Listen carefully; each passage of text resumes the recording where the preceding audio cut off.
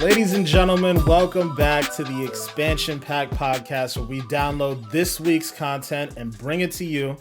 As always, I'm your host, Denzel, aka Black Ice 8, joined on my 19th episode with my amazing co-host, Manny, aka Goopmaster Flex. Say what's up, bro. You staying gooping? We staying gooping, you know what I'm saying? Staying gooping. Word. All right. And then we got Chris, a.k.a. May 25th. Say hello to the people. What's good, people? Episode 19. You know, as always, we got some games to be talking about. We got some, not too much news, but, a couple announcements here and there. Definitely some interesting topics for this week. But before we get into that stuff, we want to talk about what we're playing. So, Chris, I'm going to let you start off this time around. What have you been playing this week? I know my answer has been extremely boring in the last few weeks. I'm sorry. I wish I could diversify a little bit for y'all. But Destiny, duh. Listen, ain't no sunsetting. I am after these weapons. I don't know. This is like, how do I put this? Like how when bears, they go into hibernation, right? And then they wake up and they go out and collect all the things that they need and shit before the next hibernation. Mm-hmm. This is what this is right now for me, because I know there's going to be another slow period in Destiny. There's never like a consistent just banger season after banger season. It never happens that way. So, trying to get all my grinding done now. So later on, I could chill a little bit, but I really do need to get to Outrider, so I'm slacking on y'all. I am so sorry, but God damn it, Destiny been calling my name. So, coming soon. Word. All right, well, we'll be looking to hear your synopsis on Outriders, that's for sure. Manny, what about you?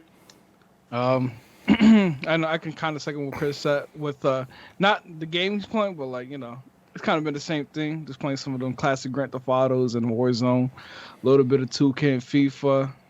Can't forget about those games. You already know they call me the 10-cent man because I be throwing dimes in FIFA. You know what I'm saying? Wow. Okay. I definitely need to get to because we be having a lot of fun at pro clubs. Yeah. 10-cent man, huh? 10-cent man. Shit. Diming it up. All right. Yeah. For me. Yeah, my answer is probably just as boring as your guys's. I actually haven't really gotten too much into Destiny. We played a little bit, Chris and I, today, but my week's been kind of hectic with a couple other things, so I haven't really been playing as much as I'd like to this week. Played some FIFA with Manny. He's been smacking me in one-on-ones, that's for sure. Or maybe not smacking me, but definitely stressing me the hell out. That's for sure. Yeah, haven't really gotten to dive much into anything else. So yeah, kind of a boring week, but we definitely need to get into Outriders. Chris, I'm willing to jump in and give it a second chance. I know, I am slacking. Holla at Bungie, tell them to shut the servers down for a couple days, and then we can get it cracking. Hey man, this is a long season, bro. This is a long season. We got until what? Yeah. June. What, for Destiny? Yeah. No, the new season starts next month, I want to say. Yes, sir. This is the second month of the season. They're usually about 3 months apiece. I don't know about usually. That. I don't know. I mean, now you gotta be I gotta look at the damn map again, but it can't be till June. No way. Maybe May. I think it's longer than you might be giving it credit for. But yeah, unless they stretch shit out because of the fact that they push back. Whatchamacallit? Usually it's like a quarterly thing, so that's why I'm like, June. 3 months. I mean, yeah. Okay. But May, because May. It would be May. May 25th. Which is basically June. It's not June. Don't be disrespectful to the name. June 25th. All right. How good does that sound? June 25th. Whack. He's whack. Whoever's out there calling him some June 25th, you're whack. Sorry. Just you're whack. Sorry, June 25th, if we have offended you in any way. I'm Take not up sorry. your qualms with your rival there, May. At me, bruh. Leave us At out of me. this. At me, bruh. Oh man. Well, Chris, we're gonna bring it back over to you, man, because we gotta talk about a little something. Get your weekly segment, what everybody's waiting for. Go ahead and hit us Everybody's off. waiting for it? Oh yeah. Oh, Yeah. Hit it off, bro. okay. Pressure. I never felt pressure like this before doing this, but now that I've been told everybody's waiting for it. No. Okay. Shit. Whew. All right. Oh, I gotta do the Nick Merckx. Hold up.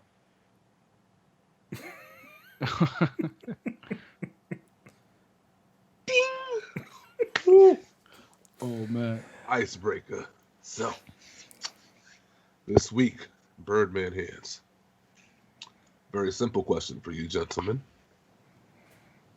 Who is your favorite video game character ever? Ever. Word. One character, not a group, not an organization. I'm talking about one character, your guy. You could pick it from a game that's recent. You could pick it from a game that's really old school. Whatever you try and do. One character. Okay. Manny, you want to start it off? I can start it off. Well, This bro. question was hard because I got a lot of characters that I love that was, say was my favorite, but I think the one that's gonna take the cake, it's gonna have to be Solid Snake, man. My boy Solid Snake from Metal Gear. I know Denzel threw a little hate from him last week, but No hate for Snake. No hate for No Snake. hate for Snake. I know you're talking about Metal Gear, but I'm talking about my man, the badass. That you know what I'm saying. The first, he's just the best. You know what I'm saying. My man, very iconic character, honestly. Badass, like I said, sneaking around, killing the people. CQC, MM beams. You know how we do. Okay, all right. Solid Snake's the man. I fucks with that. My boy Thick too. Pause. Interesting. All right, that's tech.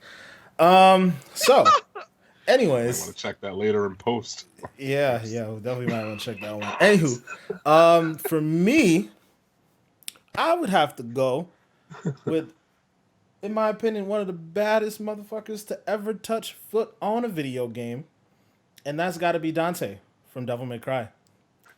I almost was gonna go with that. I almost was because I'm sorry. Go ahead.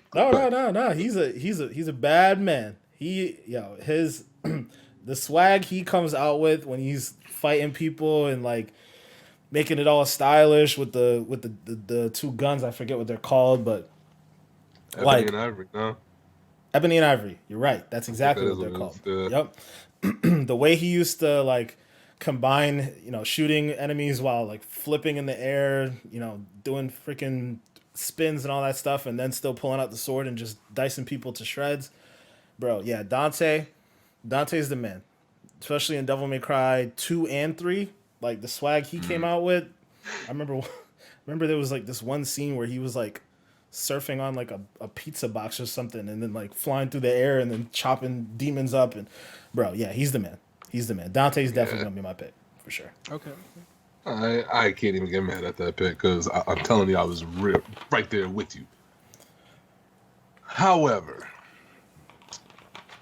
my pick, I took a lot of deliberation, I think, to come up with this one, but I really think I have to go with my boy Shepard from Mass Effect. So one of the reasons why I picked Shepard is I'm a big fan of video games that allow you to play with the character, beat the game, and then carry that character's progression on throughout the whole sequels or whatever. Mm-hmm. And you were able to do that with Shepard for 3 video games. And I don't know about other people, but for me, when they do that and they do it in the right way, it kind of feels like you're on this journey with this character in a sense. I don't know. There's just something about how that worked out that I really, really enjoyed. Then on top of it, if we're talking about badass, like, come on.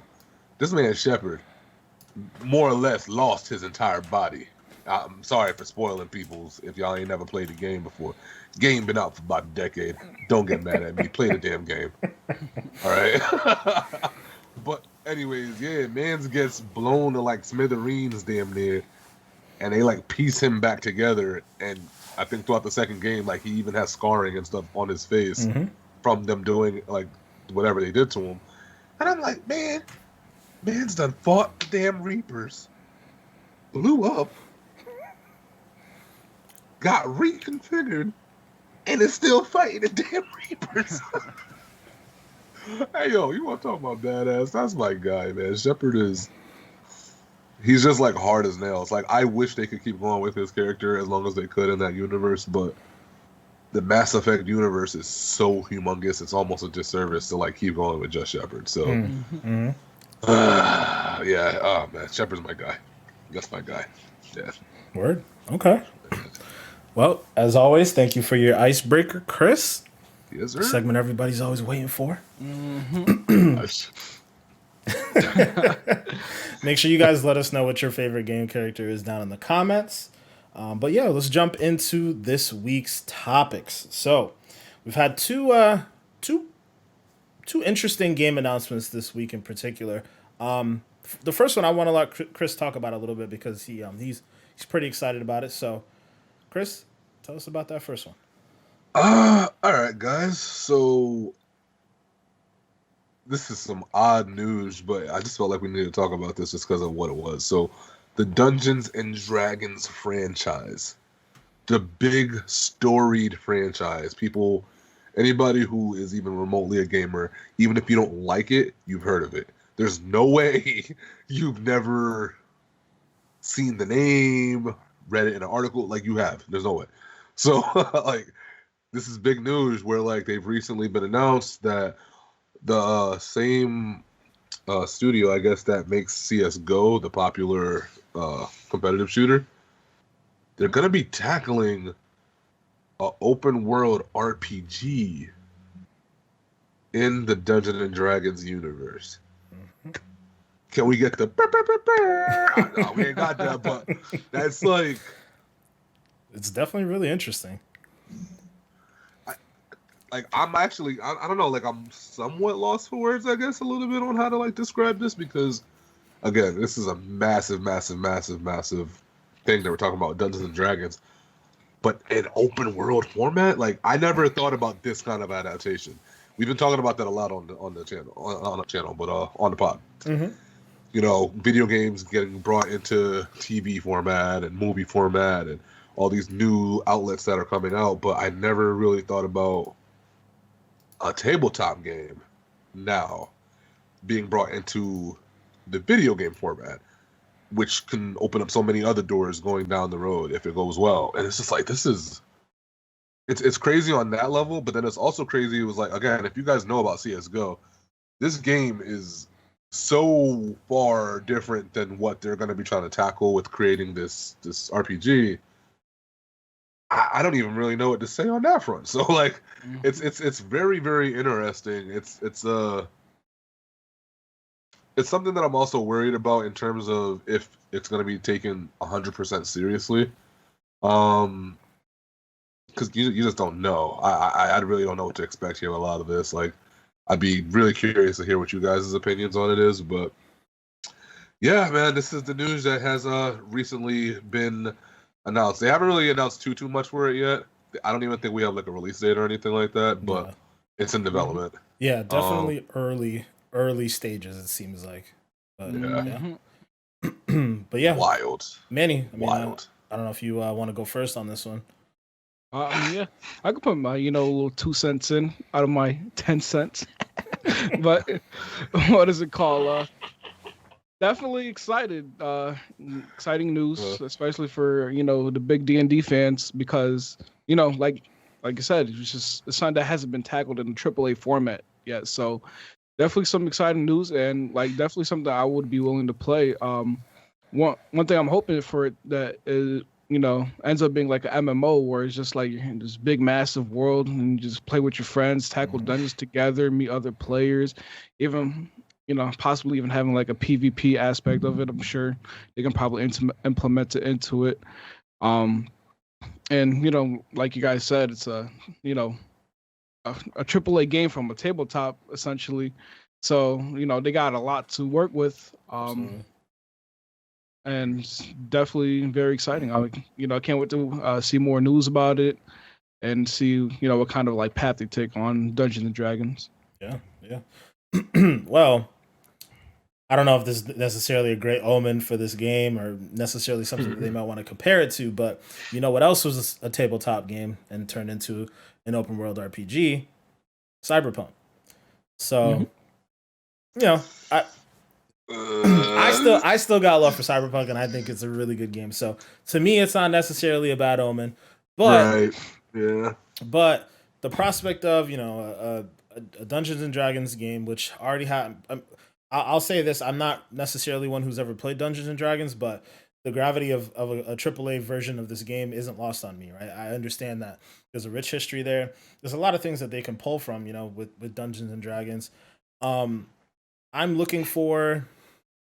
So like when I hear AAA third person open world RPG, like my brain goes to like a Skyrim, right? Obviously Skyrim's first person, but you can pull out the third person if you wanted to. But Skyrim is one of the biggest games that in the last decade and some change. So if they can tap on that a little bit, maybe get some of that hype garnered up for it, and these developers, former CS:GO developers or co-developers.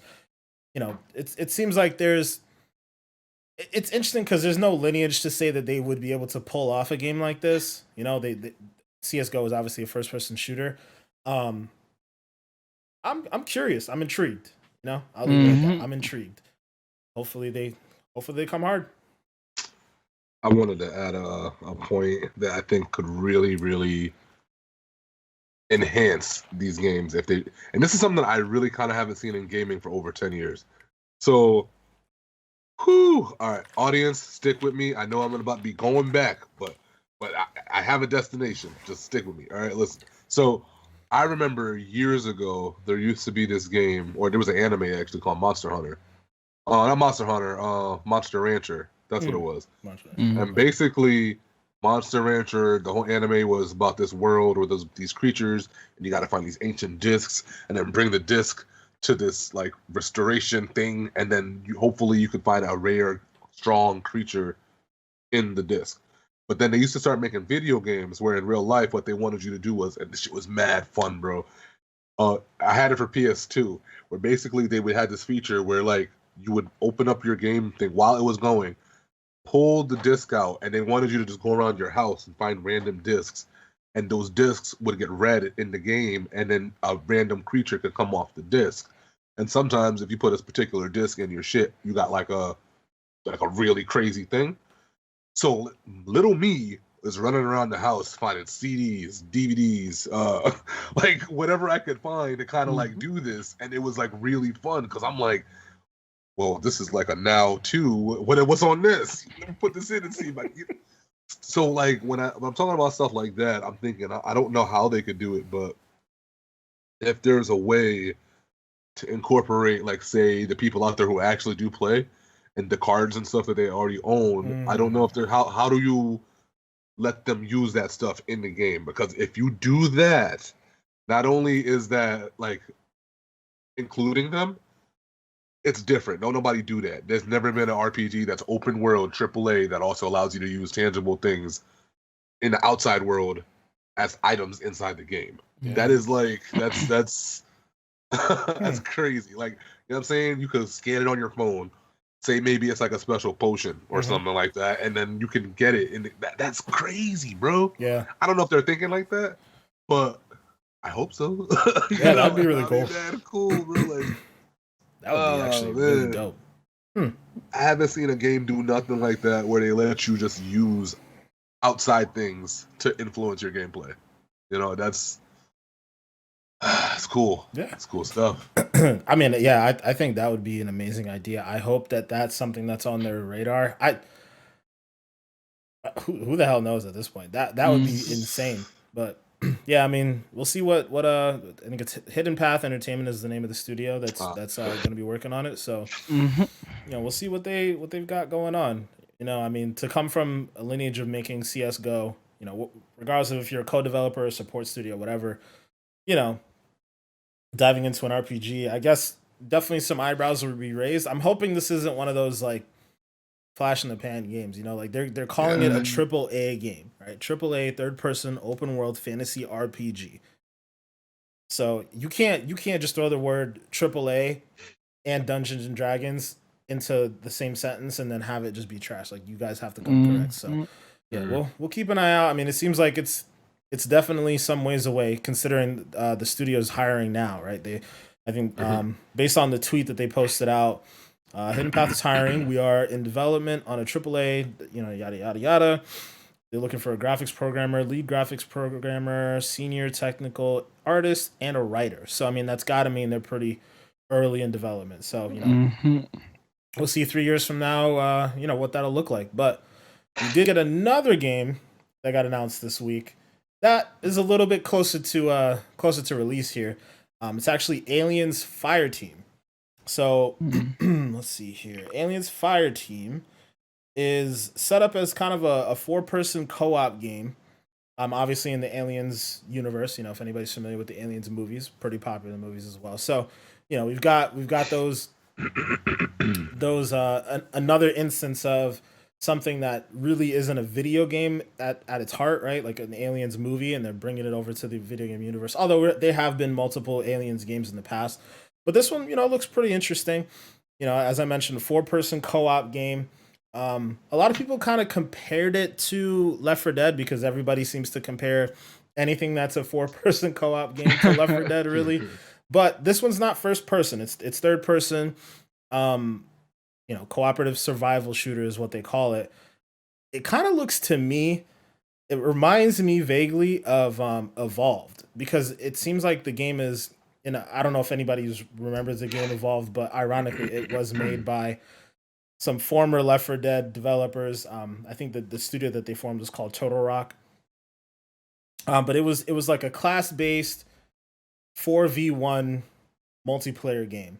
And each person picked a particular class and they all had a particular role, and their goal was to take down the one big monster that was also it was a PvP game. So the big monster was being controlled by another human, and they had to work together to set traps and do certain things, and figure out creative ways to kill the big monster.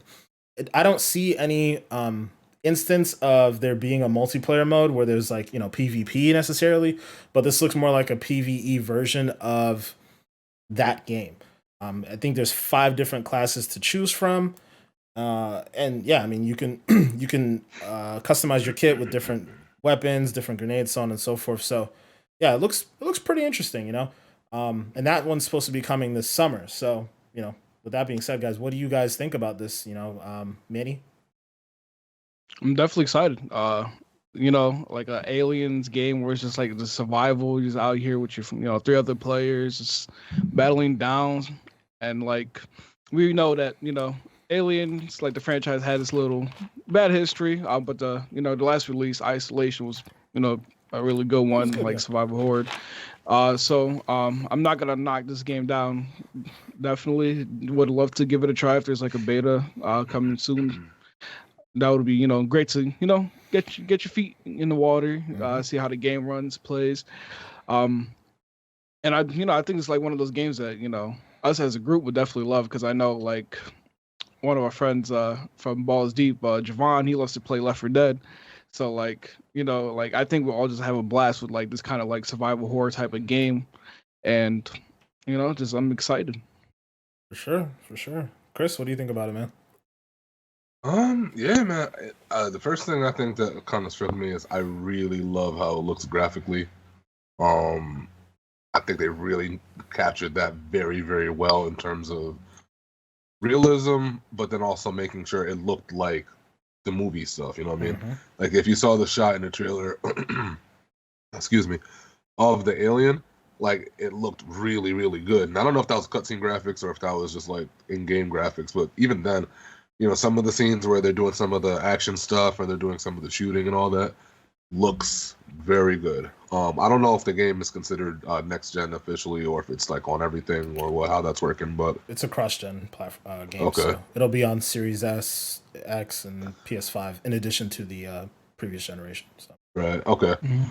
Um, it reminds me of like a co-op version of Dead Space. If I had to like really come up with like a comparison, I guess, Mm-hmm. which is dope.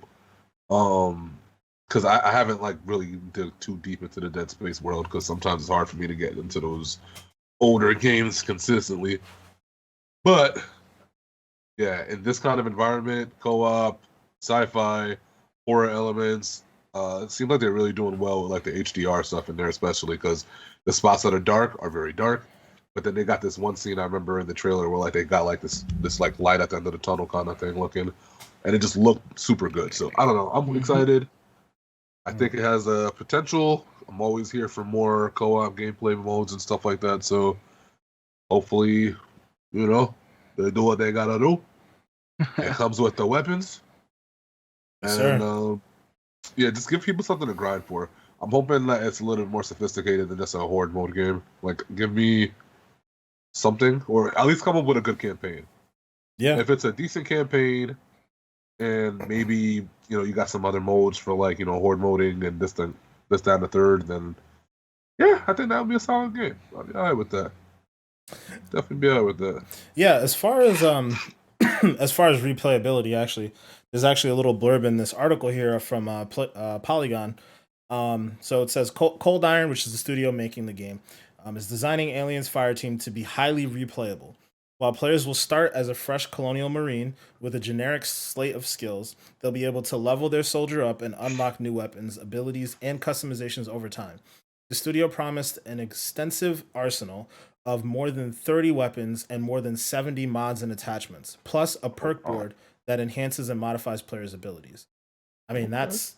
that's pretty cool, like Yeah, that's pretty way more detailed than I thought. So yeah. that's cool. So actually having something to like strive for and attain, and giving you multiple reasons to go back and play certain missions and whatnot, and having the variety of, okay, like I have different mods, I have different classes, all that Right. jazz, like that seems pretty cool, and obviously we don't have that long to Yeah. wait.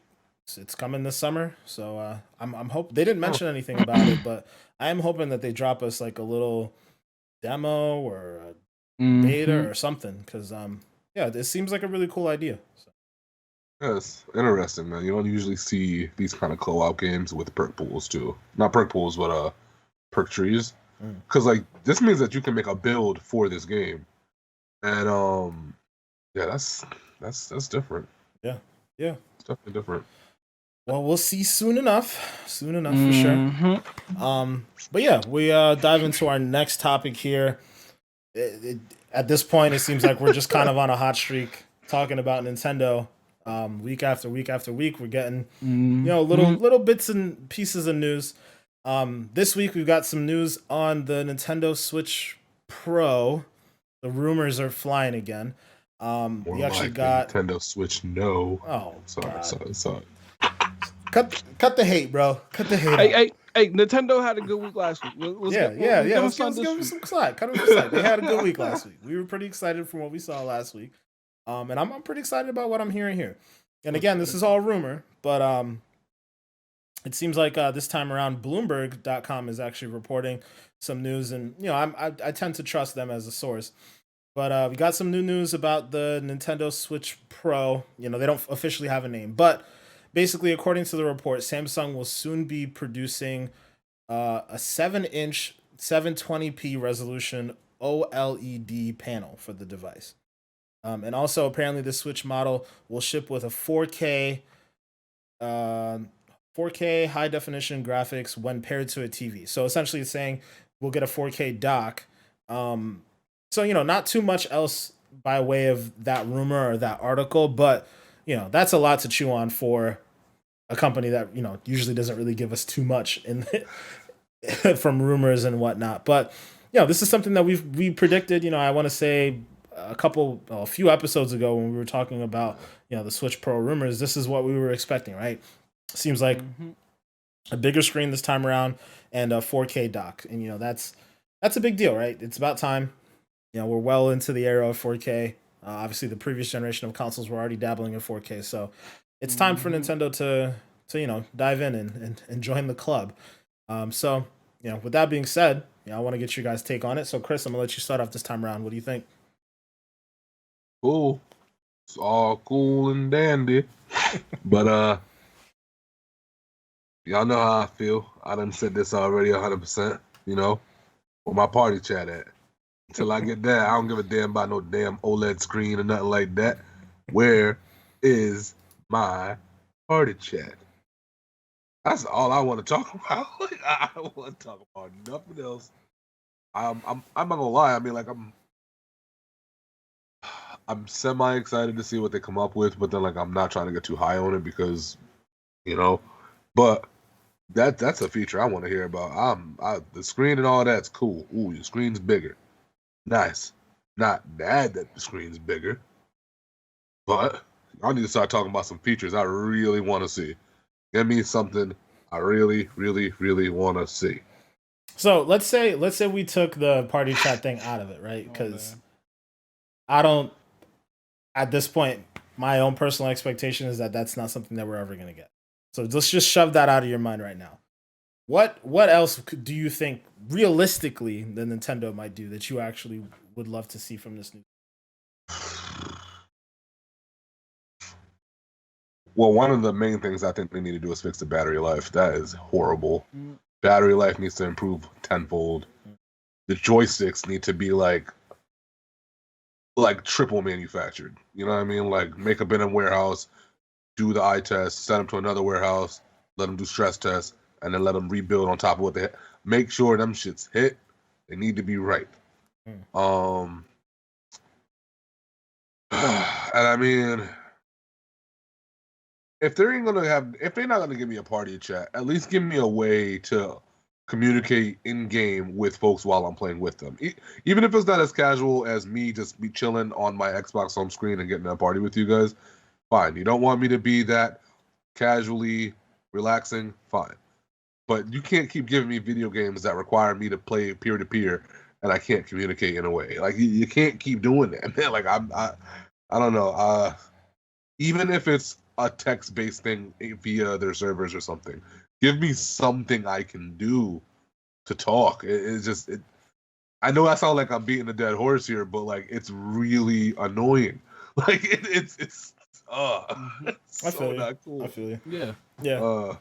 I get it. I mean, you're forced to resort to third-party tactics to like really get your point across when you're talking to someone in a game. Like, but it should be so simple. Yeah, like infamously, we know about your yes no Pokemon thing, and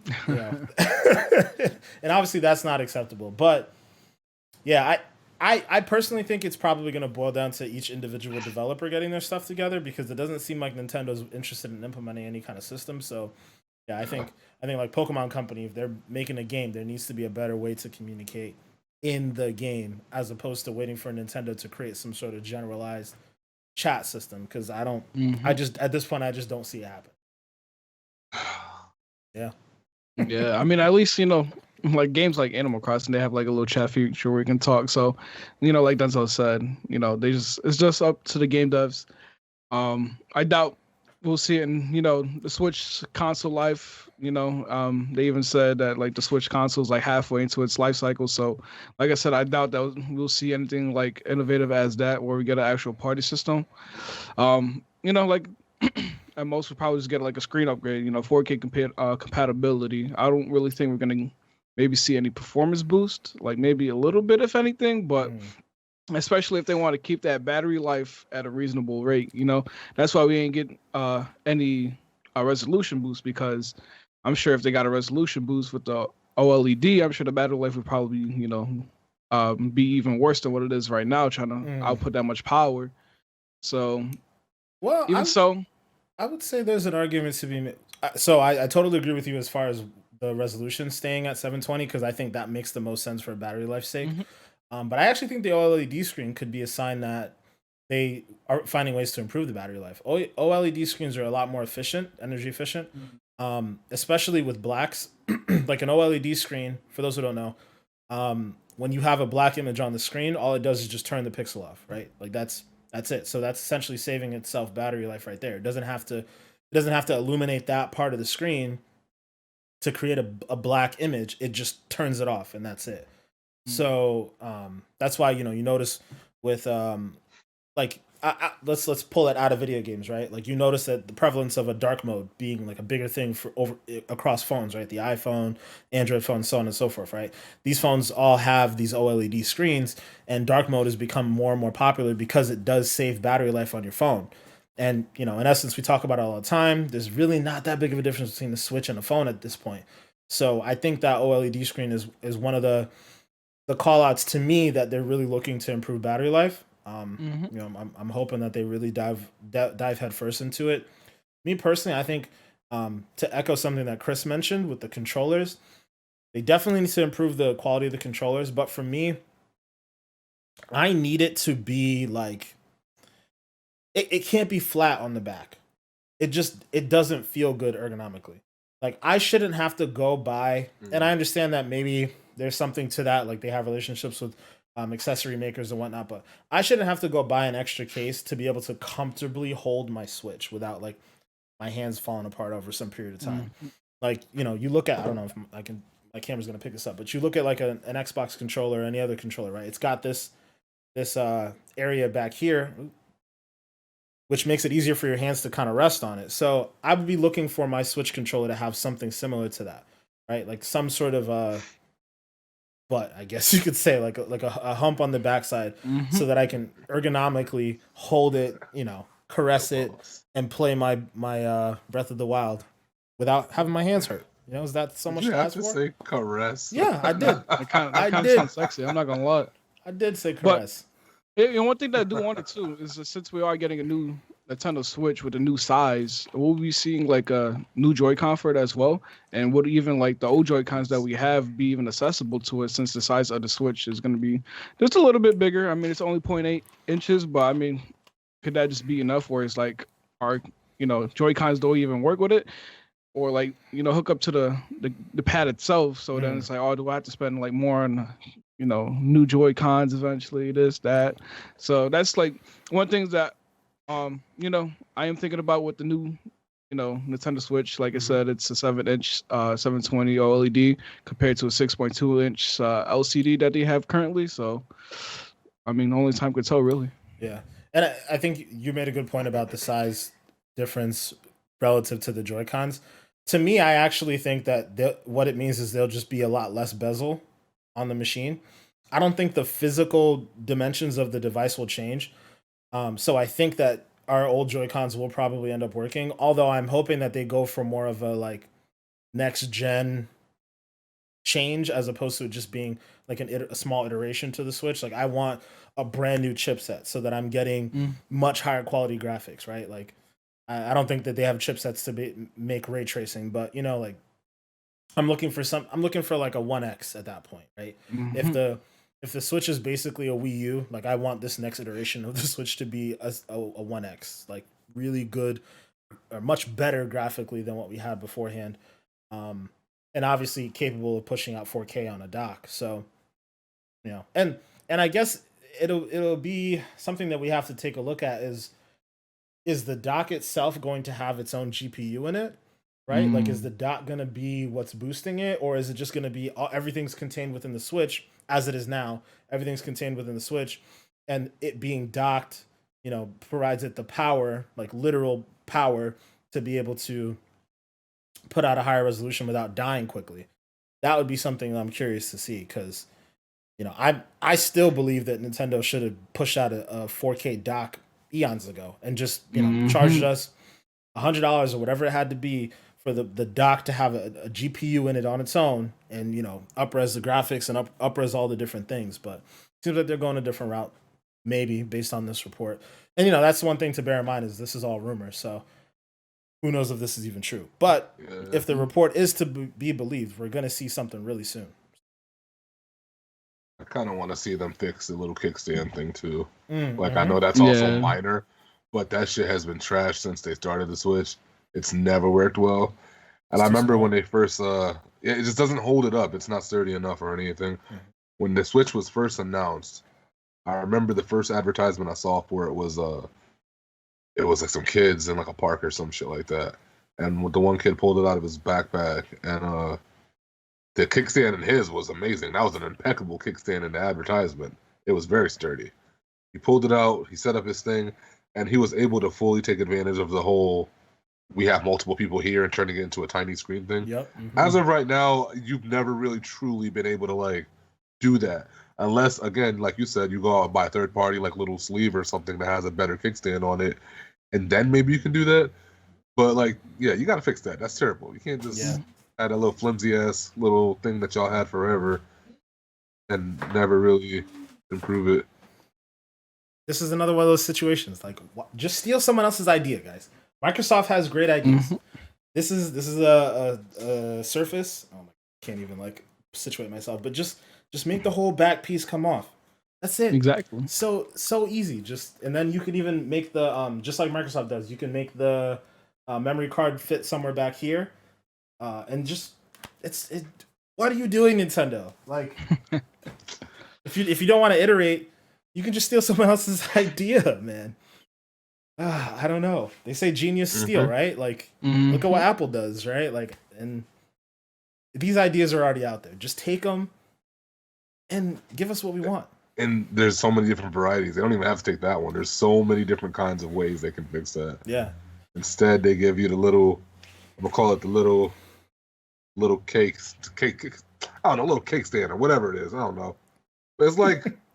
Like a little mini comes out, yeah. It's like your pinky, and it just like pops out. It's flimsy. Because if somebody pushes on the top side of the opposite end, it'll just keel over. Like, if they breathe on it too hard, it's gonna keel over. Yeah, that shit is facts. Like, how you gonna play outside when it's like windy, and the next thing you know, it's just knocked over? Yeah, I remember I tried to actually. I mean, granted, I'm on a plane, and there was a little bit of turbulence, but I remember like I tried to set it down on the plane, and it wasn't really. It didn't fall over, but like, you know, it had me a little nervous, and I just ended up playing it in handheld mode.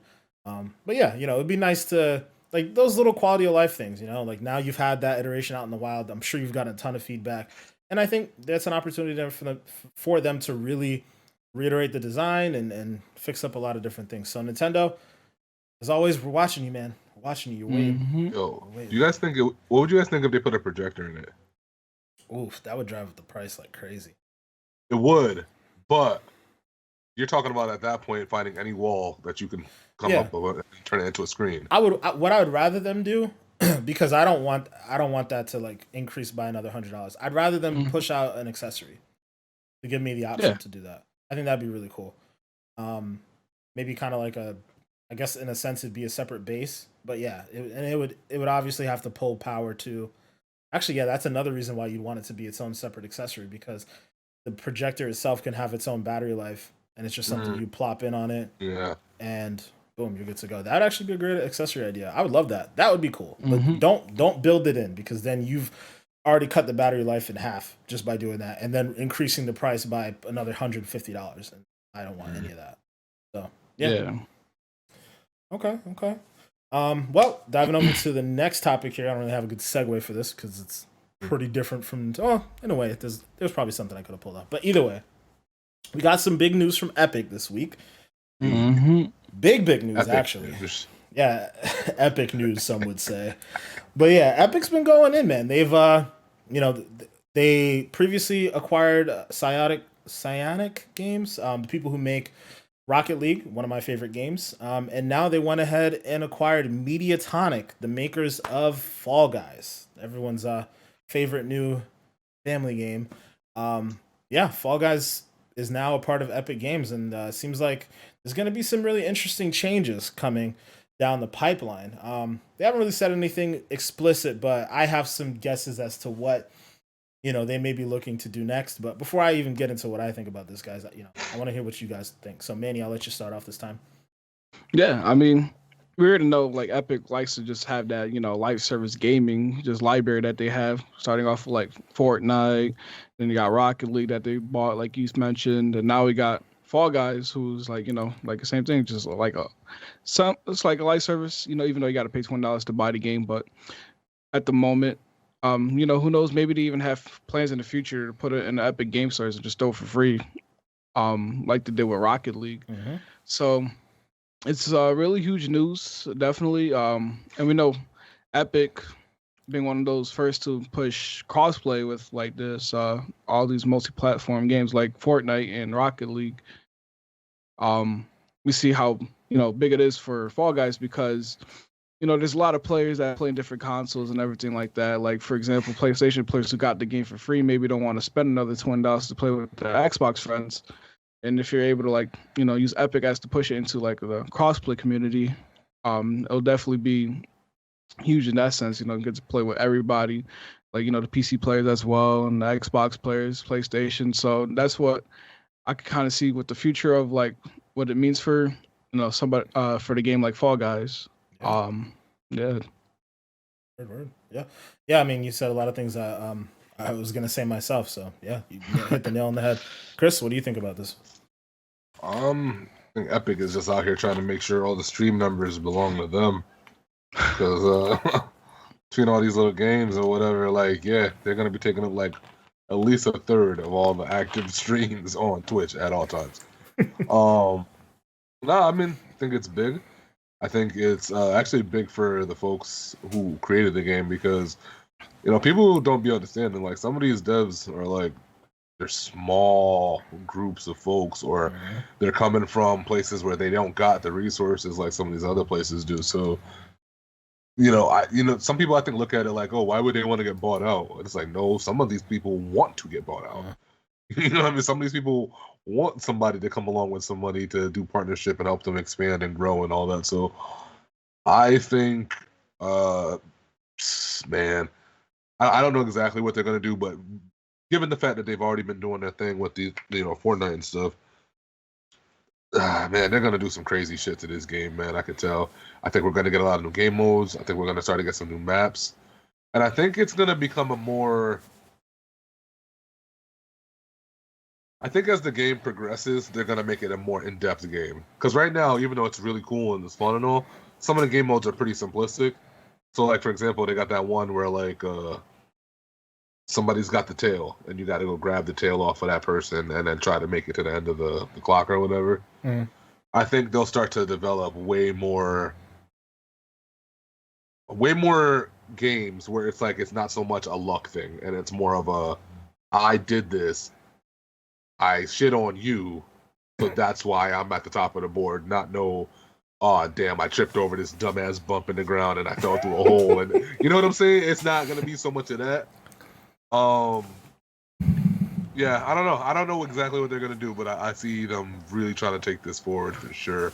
Yeah. It's coming to all the consoles, which is also a big thing. It kind of almost seems like both of these things were done in conjunction because we got absorbed. Now let's make sure it's on all the platforms. Now when we come up with these new things, we can put it out in front of everybody. Like it seems like they're just trying to make sure that this is a game that grows and everybody has access to whenever they want to play it. Yep. So that's cool. Yeah, I look at this game as really like a modern day Mario Party, and it's weird to say modern day because obviously Mario Party is still relevant, but a Mario Party that lives on every console. It's pretty much ubiquitous, right? And as Manny mentioned, it seems so obvious based off of the intentions of Epic Games to put every game that they own everywhere and just have a really broad range of players. Obviously Rocket League you can play on any platform that you can think of. Fortnite you can play on any platform you can think of, and it just seems so obvious that Fall Guys was already heading in that direction, and Epic Games is just going to help them get the resources that they need to push that further. I would be shocked if when the summer hits and the game comes to the Switch and to the Xbox that it didn't have crossplay off the bat. It just seems so obvious to me. And yeah, and also as Manny mentioned, the live service model seems like the next most logical step for Fall Guys, right? I'm sure you can push through having different seasons, and every season has its new set of costumes, and I'm sure we'll get some Fortnite crossover with certain characters, and all the crossover that Fortnite itself already gets, right? Like speaking of aliens, Fortnite just got an alien skin. I think you could play as Ripley in the game. They've had Marvel crossovers. They've had Halo crossover, God of War, so on and so forth. all that's gonna come over to Fall Guys. You're gonna see all those costumes in Fall Guys more than likely.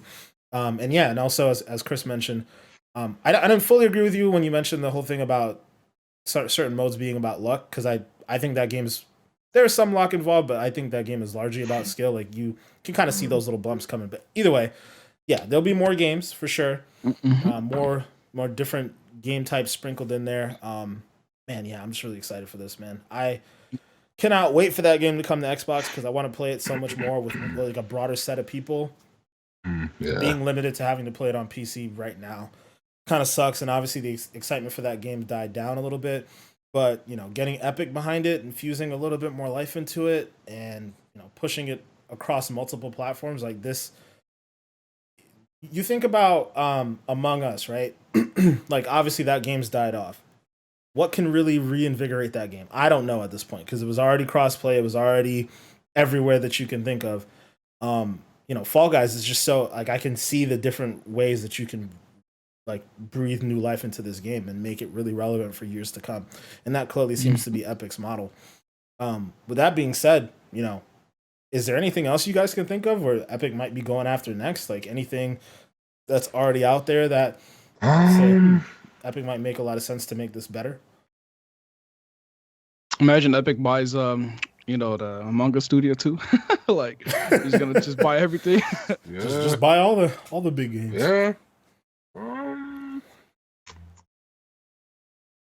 Among Us probably is the only thing I could think of that maybe they would try to go after.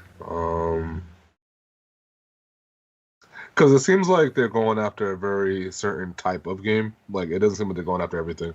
It seems like they're going after things that have that, like you said, the whole cross-platform potential, and they're more based on just going in and seasonal model. And Rocket League, you get a car, you get all your new stuff in the season. Like it seems like they're going very much after games like that. Maybe they even.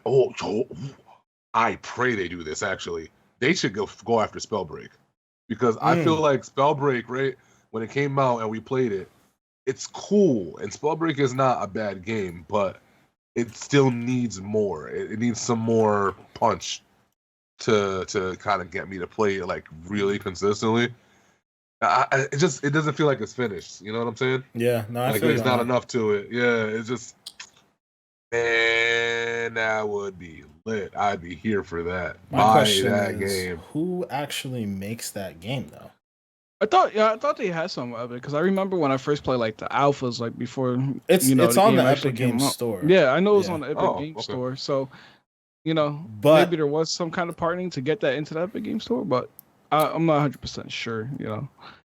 That would be amazing if they bought that out, because that game just needs some love, bro. If it gets a little bit of TLC, it could take off. Proletariat seems to be the developers. Proletariat, yeah. I mean, actually, that would be really cool because that game I could see being in a very similar model. I think they already own Dauntless, and for some reason those games kind of remind me of each other. Obviously, Dauntless is a more of like a Monster Hunter style game. That's clearly what they're going after. But yeah, if they went after Spellbreak, that would actually be really cool. I like that game. I would love it, bro. Oh, that game needs some. It needs some love. It needs some resources to be injected into it. And I think that game could be bigger. I don't know how much money that studio has, and I hope that they can succeed. But yeah, that'd be cool. Mm-hmm. Definitely. All right, word. Manny, did you have a game aside from Among Us that nothing else? I mean, besides Among Us, I can't really think of any other. I feel like what's gonna end up happening is for the past couple summers, there's always been that one game that's just like been a big hitter. Mm-hmm. So maybe. Who knows? They might find like a next big indie game that's like, this game blew up for the summer, died down a little bit, and the next thing they're just gonna just go get that studio and then just like make it into like an Epic Game Store live service type of thing.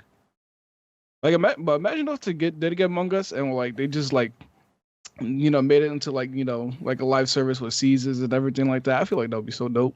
If they get Among Us, I don't want them to get Among Us, but if they did. I would just want them to make Among Us in 3D. I feel like that'd be dope. Make a 3D version of the game. Like that would be like more anxiety inducing than like the actual Among Us. Yeah, like a first person 3D. What? That would be like, so crazy. Like, it would basically be a horror game. I mean, Among Us is kind of a horror game in certain scenarios, but like, yeah, be even more like scary. That would be actually really cool. Speaking of scary, we got to get back into Phasmophobia. Fast. You might buy the studios from Phasmophobia. A lot less likely. A lot less likely. A lot There's less no likely, service model really to be had there, but yeah. New posters. My bad. You're right. Who knows for sure. But yeah. Moving on to our final topic, really, of the day here. It's got to do with the next gen systems here. So, I think it was Kotaku. They released a pretty interesting article that kind of set the internet on fire here. You know, like it's going to be a console war-y conversation in a way, but you know, they released an article last week. It said, "Sorry, PS5, Xbox Series X has become my preferred console." And the article pretty much, in a really well written way, talked about how the writer Zach, I'm gonna butcher this man's name, but Zach Zuzan. We'll go with Zuzan. Yeah, I'm gonna say Zweezan. Zweezan. There you go. We'll go with that. But yeah, he basically talks about how, you know, at the beginning of the generation, which is weird to say because it's still technically the beginning, but whatever. Back in November when he first got his PlayStation 5, he expected that to be the system that he played all his games on, right? Played backwards compatibility games and played all the new stuff and whatnot. And while he really credits some of the launch titles on the PlayStation 5, you know, he specifically cites that he got Godfall, he got Spider-Man Miles Morales, he beat Astro's Playroom, and then, you know, he downloaded some old PS4 games like GTA Online and Red Dead Online. And he admitted that when it first came out, he had a pretty good time. But, you know, as the nature of his job, he obviously got both consoles. And he kind of goes on to talk about how the experience of the Xbox Series X really changed his thinking around playing, you know, games in general, right? Like he really found himself playing a lot more on his Series X just because of the overall experience. You know, he cited a couple things in particular, and I don't want to dive into it too much just yet. I'll let you guys kind of say your piece, but there's 4 things in particular that he referenced in the article. He referenced the ability to get an expansion pack, you know, the 1 terabyte expansion card, which I actually just got this week. I have to say, freaking amazing, beautiful. I don't care if it was $200. It was worth every cent. Anyways, he cites the ability to expand storage. He cites the Play Anywhere features where you can jump between, you know, playing a game on PC, playing a game on the Series X, and playing a game on his old Xbox One. And the fluidity of that. He cites how much that has increased his experience playing video games. He also cites Game Pass and having a really wide range of games to play and test out and so on and so forth, and kind of be risk-free in a sense. He felt like he wasn't short of opportunities to play games. And then he also referenced backwards compatibility, but not just the backwards compatibility, but how Microsoft, and, you know, this is something that we've talked about pretty frequently, has enhanced the backwards compatibility experience with features like auto HDR and FPS boost. You know, he's kind of, with all of those things, he's given Microsoft credit to say that they've created such a great overall gaming experience that, you know, he really just wants to play, at least for now, almost exclusively on the Xbox. And, you know, I personally will echo everything that he said, because I think that Microsoft has made an amazing experience with the Series X so far. But, you know, I'm going to turn it over to you guys. Chris, I'll let you start off. I know you don't have a Series X just yet. We're almost there. We'll have one. We're gonna have one Almost soon. got him. Almost got him. You're going to have one soon. Close. But, you know, tell us what you think. I mean, yeah, I ain't got none of the systems. You guys know this. But just based on what was said, I mean, basically the guy is writing an article about just how convenient the Microsoft ecosystem is. You know, it's actually, I hate making this comparison, but I have to.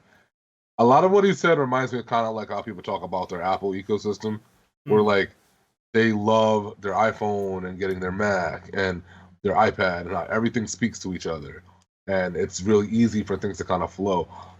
It's not the same, but then it is the same. You know what I'm saying? Where like with this Xbox shit, all your stuff is very connected, down to the app, down to the console, down to even like my headsets and shit. Like I press the button to turn the headset on, and it turns on everything. You know what I'm saying? Like it's like they thought of every single tiny detail, and they give it to you. You know, even down to the Elite controllers. And, you know, the joysticks are like magnetic, and like they do all these little tiny things that they don't have to do, but they kind of do. The only thing that kind of struck me like that with the PlayStation 5 is the controller, and we already spoke about how the controller is fucking up. So yeah, you know, again, this is from somebody who don't got it, but just from what I see, it's like, I don't know, they made it so that way you can come into the ecosystem, and they did this on purpose, strictly because, like you said, they want you to be able to play Microsoft shit wherever you are, and they want you to be comfortable. They want you to come in and say, wow, this is cozy. This is warm. I think I'll stay a while. I think I might chill for a little bit. That's what they want, you know. So they're doing well with that. You know, and it's getting to the point where it's kind of undeniable. Like my one friend from my job that I converted, very proud of that conversion. He doesn't sound like he's mad he made the purchase. You know, he sounds like he's very happy with it. He loves the whole Game Pass feature, which was mentioned in the article. And I think Sony's trying their best to try to like catch up with that, even though it still isn't as good. Yeah, man, this is just one of those things. Microsoft's way too connected. They're just too connected. Dead ass, man. Sony, if y'all didn't have y'all exclusives, bruh, this would be a no contest. But you do have your exclusives, so it keeps you in the war for right now. But that's what that tells me. Everything else on paper is better if you buy an Xbox, except for the games that you're going to be missing out on. Yeah. You know? You know, I think it's funny how you did mention exclusives, and I've been hearing a lot of rumors about like how some of these exclusives from PlayStation is even going to hit the PC market. So it's like, you know, in the end, you know, if you do have a PC set, which is probably easier to get now compared to a PS5, you can still play. You know, if they bring those games in the PC, you could play those games, and it's like, all right, what is the PS5 there for? Except for the controller, which I can still just buy and use for my PC if I have to, anyways. But you know, one thing I did like, you know, like that he mentioned in the article was like the fact that, you know, from games in the previous generation, my like Xbox One X, how I can just easily just download the game, say data goes through the cloud, and I'm just good. I'm back in the game. I don't have to worry about, you know, like how the PlayStation side is like I have to buy PlayStation Plus just to set into the cloud, and even so, it's like speaking on personal experience, and I know I mentioned this a couple weeks ago on the podcast, how like, you know, I was so close to finishing The Last of Us 2, and I uploaded the save data to the cloud, and how like, you know, it didn't just transfer over to the PS5. I had to start a new game, and I spent like, you know, 30 plus hours in it because I was playing a hard difficulty. So it's like, you know, like a turnoff for me because like I'm not gonna go and play this game all over again, especially when I was like probably like 30 minutes away from the game, and how like Xbox is just like, all right, you got this game for this console, and you're gonna go to the other console. Sync up the cloud and you're good. You just play from where you left off, or like even how you mentioned how you could just, you know, I think use Gears of War for example. You know, I could play on my Xbox, or if I don't want to, you know, play my Xbox more, go on my PC. I could play Gears of War on my PC, and it's still like the same experience. Or even if I'm willing to, you know, stream it on my phone if I, you know, have no other options to play it at the moment. So it's like just the accessibility of being able to take the Xbox. And just like the whole ecosystem, like mentioned, is just like, so easy and just makes it so, what's the word? Welcoming, I guess you could say, just like to want to play it more than, you know, like what the PlayStation has to offer at the moment. Yeah, man. Yeah, I think you nailed it, both of you guys, in what you're talking about. And it's funny because this person references that they've just come to this realization. Personally, I've felt this way about the difference between PlayStation and Xbox for some time now. Obviously, we all know that the Xbox One did not get off to a good start.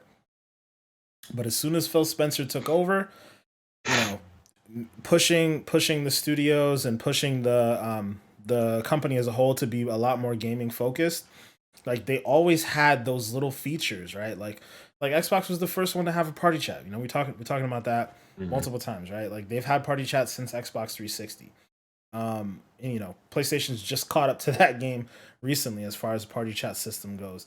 The cloud save stuff, that's been a thing that's been in existence for a while now, back since the 360. So you know, I've always been the type of gamer who's had both systems, and I strictly play my PlayStation for the exclusives, and then it just goes back on the shelf, and I don't touch it for a very long time. Right? Overall, the experience. I mean, and obviously, like you know, the friends that I play with play a role in that as well, but largely, you know, and I talked Chris into coming over too. You know, like the experience is just different over here, or it's different on an Xbox. Like there's just a lot more quality of life features that they tend to get right compared to what PlayStation does. And PlayStation, they have a lot of features too that I'll give them credit for, but like it doesn't string together as seamlessly as it does on Xbox. Um, you know, even talking about that expansion card and the way certain things work. Like I was fortunate enough to get an Xbox Series S this past week. It's coming in um, next week, and my plan is to leave it in the living room. And I got the expansion card last week for that for that reason, right? To be able to just unplug the expansion card, go downstairs, plug it in, play in the living room with my wife, and you know play whatever games it is we want to play. Like having the ability to do that seamlessly is just like another thing that's missing from PlayStation. They don't have that, you know, like Mm-hmm. and obviously Game Pass being the biggest thing out of all of those things, like and everything that Game Pass allows you to do, as Manny mentioned, where if I'm not able to play on my Xbox or I don't necessarily want to play on my Xbox, I can pull out my phone and I can play anywhere. You know, I'm sure by the summer, because it seems like based off of rumors, you'll be able to play on your laptop through XCloud. You know, like there's just so many options and so many different things that Microsoft's doing. And it's funny that Chris, you mentioned the idea of it being like Apple versus like Android or you know whatever, what have you. I always drew that parallel in my mind that when people talk about PC gaming and console gaming, it's very much a similar situation of like console gaming is kind of like it's a nice experience. It's like you know you get to sit back and play on your TV or whatever, and everything just kind of works. So it's very similar to being in an Apple ecosystem, Mhm. and then playing on a PC is a lot more like Android. It's you know there's a little bit more work you have to do, but there's a lot of different things that you can do. It's interesting because that falls apart when you talk about PlayStation. PlayStation isn't necessarily as clean of an ecosystem. Like there's a lot of features missing, but they really have the games. So it's like Mm-hmm. if I'm not getting that great experience outside of you know being able to plug it up to my TV and all these great games that you guys are talking about are coming to the PC, it's like well, what's the point of having a PlayStation? So Yeah. it's interesting. I'm sure Sony's going to find an answer to that question. It seems like they're probably working on a couple things. Obviously, last week they announced that the new generation of the PlayStation VR is going to be coming soon. So I'm sure Sony's working on having an answer to these questions that are coming up. Like you know, I'm sure that they saw this article and you know, I'm sure it probably didn't sit well with them. They're competitive. Mm-hmm. They're a good company. So I'm sure they're working on stuff. But as of right now, you know, it's good to see that Microsoft is getting the recognition that they deserve with the gambles. You know, if you really want to call it that, the decisions that they made around the Mm-hmm. Xbox and the ecosystem and how they're pushing things forward. Because you know, Xbox they get beat up on a lot. You know, they Microsoft does not get as much slack as Nintendo or even Sony with a lot of things that they do, right? Like people love to gang up on Microsoft and talk trash about them. And Mm-hmm. I'm glad that people are starting to give them their due, you know, give them credit where credit's due. Largely, as we always mention, you know, I think Phil Spencer has a lot to do with that. We give him, you know, you got to give him all the credit in the world, right? He Mm-hmm. helped lift Xbox in even Microsoft's eyes, right? In the Satya Nadella, who's the head of Microsoft at this point, you know, he helped show Satya that gaming is important, and they've pulled it because I think the way that Xbox used to be set up was it was a division under Windows, like it was locked into a separate subdivision, and you know. Since Phil was there, he kind of showed like, hey, this needs to be its own pillar. Like gaming is important. It's one of the most important entertainment industries in the world. You can't have this relegated to being under something else. Like this has to be its own thing. And ever since then, Microsoft's been throwing money left and right. We saw them buy Bethesda, spending 7.5 billion. There's some rumors that they're still working on getting more studios. So Xbox is it's on the come up for sure. It's excited to see for sure. Yeah, shout out to that ZeniMax deal, finally official. Yeah, finally official this week. So hopefully we're gonna get some news soon. Can't wait. Trying to hear something about that Starfield, man. Everybody's waiting. Everybody's waiting for the Starfield news. Yeah, there's another rumor that we're supposed to be getting an event this month. Hopefully within the next couple weeks, actually. A Bethesda specific event. Yep, that's been a rumor floating around. Emphasis on rumor. So we'll see what happens. But the rumor take it with a grain of salt. Yeah, take it with a grain of salt. But the prevailing rumor is that mid-March there's supposed to be a quick little event. Maybe even just a YouTube video that they just dropped to say, hey, I think they were saying Pete Hines, who's the head of ZeniMax, will just pop up and say, hey guys, we're happy to be part of the family, whatever. Here's some information. Maybe we might get some nuggets, but I'm really hoping we see some Starfield. That's what I'm here for. Better be better than that Resident Evil move that they had that was like 15 minutes long that they hyped up for no reason. Hey, man. I mean, you got a demo. You got a demo out of it. Oh my gosh. You got a demo, but, Yeah. Hopefully we do get some Starfield or, even the next Elder Scroll news. Imagine if the dude walks out and he's like, yeah, Starfield's not ready yet, but we want you guys to play this in the meantime. And then it's like Elder Scrolls 3. That would never happen. Remastered. I'm telling you, fam, they about to pull a Nintendo out here. Yeah, the only way that's acceptable if they're like, yeah, Starfield, we're not ready to show Starfield yet, but here's Wolfenstein 3. I'll be like, oh, bet. I'll take that. I'm good. But yeah, we can't wait to see what's coming next for Xbox. But yeah, guys, I think that's going to be it for now. Thank you guys for watching. Make sure you let us know what you guys think about pretty much all the topics we talked about this week. Let us know your answers for the icebreaker down in the comments. Let us know what you think about all the games that got announced this week, about your preference on next-gen consoles, whether you prefer Xbox or whether you prefer PlayStation. We really want to hear from you guys, so make sure you drop some information in the comments. Talk to us. We love being in the comments to talk to you guys back. Make sure to like and subscribe as always. And before we go, Chris, Manny, where can the people find you? All right, I guess. I'll start. You go, Goop. Yeah, I was gonna say, Chris looked like he was winding up. My bad, Chris. I'm sorry. But you can find me anywhere. Twitch.tv/GoopMasterFlex. Instagram is GoopMasterFlex_TTV, same as Twitter. And yeah, that's where you can find me. Okay. Chris, what's up? Well, I'm on everything. Same shit. At MAY25THXX on everything. And I just put new headers and shit up on my Twitch. So it's nice. It's very pretty now. Nice. Go check it out, guys. Go check the shit out. Yes, sir. Check it out. Twitch.tv/May25XX. Check that out. I think we're all trying to get back. Yeah, of course. You can't forget the pen pal, guys. Can't forget the pen pal. But yeah, I think we're all going to try to get back up on the Twitch game pretty heavy. So, make sure to check out Manny, twitch.tv/GoopMasterFlex.